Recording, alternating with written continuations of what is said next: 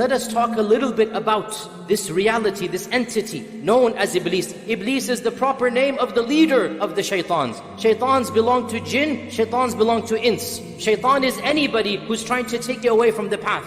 There is one Iblis, there are many shaitans. What is the wisdom in the creation of Iblis? And Ibn al-Qayyim, for example, in his famous book, Ighathat al-Lahafan, he actually has 25 pages dedicated to the question of why would Allah create Iblis. But I'll summarize some of these points. Ibn al-Qayyim says that Allah subhanahu wa ta'ala desires the purity of His followers. Allah desires the iman and taqwa, the isti'adah, the tawakkul, the inaba. Allah desires the piety of the righteous. And that piety shall only be manifested by fighting against Iblis. And so, when Allah subhanahu wa ta'ala has allowed this evil entity to exist, it is not because He likes the evil, it is because He loves the piety that comes in combating the evil, the righteousness that comes in overcoming that evil. Also of the wisdoms is that Allah Azza wa Jal personified evil. Can you imagine if evil were some type of cosmic force? If evil were not an actual created entity, what would we do then? But we have evil personified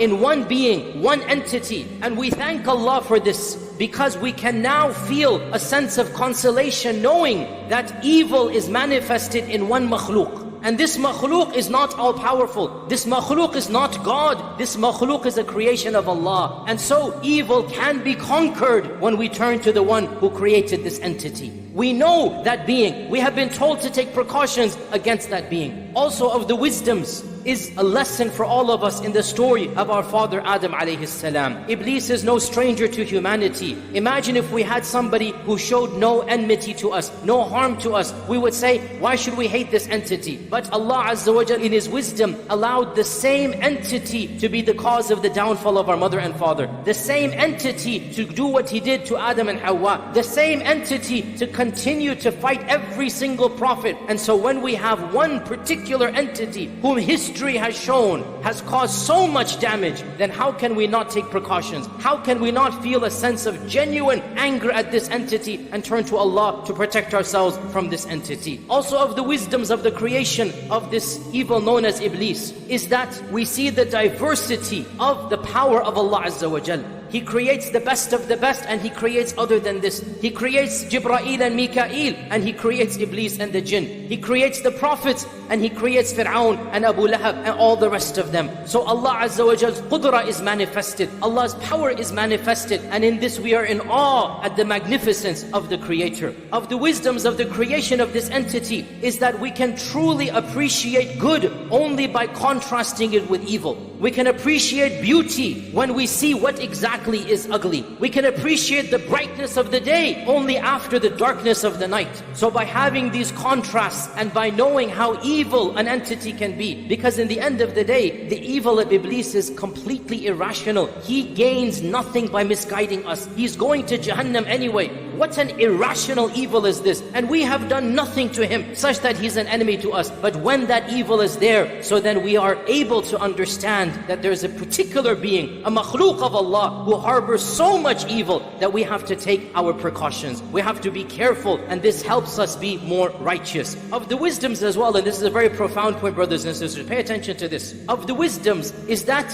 it is actually therapeutic for our own salvation. It is therapeutic for our own betterment. There is a psychological wisdom in having the embodiment, the personification of evil. How so? Because, when you want to overcome a personal problem, when you have committed a major mistake, a major crime, in this environment and complex, the psychologists say you can't continue to blame yourself for a past mistake. You have to let go and move on, right? In our case, we don't have to just let go. We can easily and factually and correctly blame Iblis for a sin that we have done. And it is correct, Iblis was the one who misguided us, who gave us waswasa, and use that blame in order to make ourselves empowered to move on to live better lives. Now I have to be clear here. We do not blame Iblis in a court of law. We cannot blame Iblis on the Day of Judgment. It's not going to work. But we can blame Iblis in our personal journey to Allah, in our reflections of our own past, and we think about what we've done, and we say, astaghfirullah, that wasn't me, I'm better than that. That was from Iblis and the whisperings of Iblis. And if I can cut off Iblis, I can eliminate Iblis, then I am a better person with the help of Allah. And that is factually true.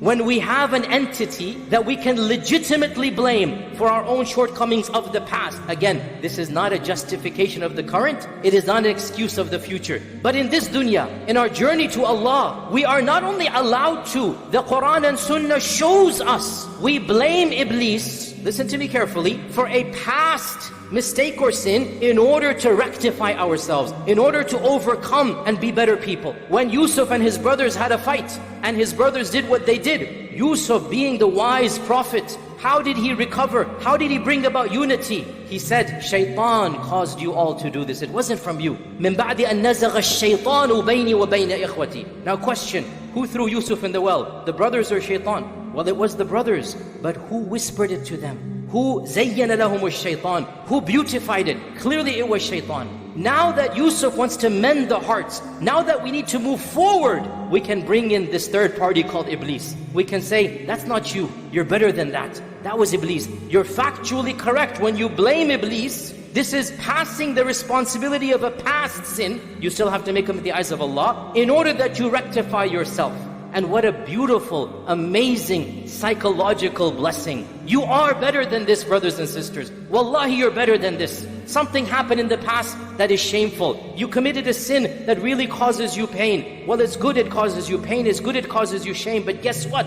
You need to stop just blaming yourself and realize, yes, Iblis was involved. And you can be better. And your addiction, that's coming from Iblis. That evil that you did, that harsh statement that you said, the physical pain that you caused, the stealing that you did, the sharab, the khamar, everything that you did, it was Iblis's fault. Now be better. Cut him out of your life. Stand up and be a worshipper of Allah. Turn to Allah subhanahu wa ta'ala and blame that evil. A'udhu billahi minash shaitanir rajim. Blame him because you are a better person. This is a beautiful wisdom in the creation and in the manifestation of this entity. Because لَقَدْ خَلَقْنَا الْإِنسَانَ فِي أَحْسَنِ تَقْوِيمٍ. Allah created us good. Allah created us high up. And then shaitan waswas and shaitan misguides. So we get rid of shaitan and we come back to the ahsani taqweem. So my advice to myself and all of you, rise up to the potential that Allah wanted for you and Allah created you for. Cut off from shaitan, turn to Allah, give up the lifestyle that is an evil lifestyle, and insha'Allah ta'ala, in defeating shaitan and in overcoming shaitan, that is how we will return to the abode where we were before shaitan caused our mother and father to be exiled.